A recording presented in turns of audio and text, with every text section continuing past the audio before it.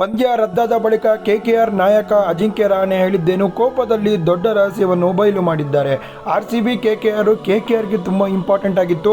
ಪಂದ್ಯ ಮಳೆಯಿಂದ ರದ್ದಾದ ನಂತರ ಕೆಕೆಆರ್ ತಂಡ IPL ಟೂರ್ನಿಯಿಂದ ಅಫಿಷಿಯಲ್ ಆಗಿ ಎಲಿಮಿನೇಟ್ ಆಗಿದೆ.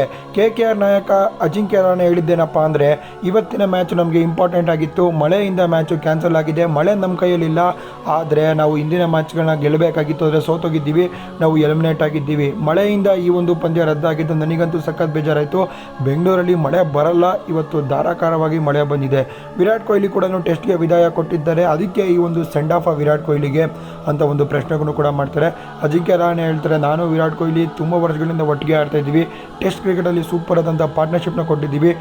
ಅಜಿಂಕ್ಯ ರಹಾನೆ ವಿರಾಟ್ ಕೊಹ್ಲಿಗೆ the great innings, the greatest player ಅಂತಲೇ ಬಿಗ್ಗೆಸ್ಟ್ ಸ್ಟೇಟ್ಮೆಂಟ್ನ ಕೊಟ್ಟರು ಅಂತಲೇ ಹೇಳ್ಬೋದು. ಲೆಜೆಂಡ್ ಅಂತಲೇ ಹೇಳ್ತೀನಿ ವಿರಾಟ್ ಕೊಹ್ಲಿ.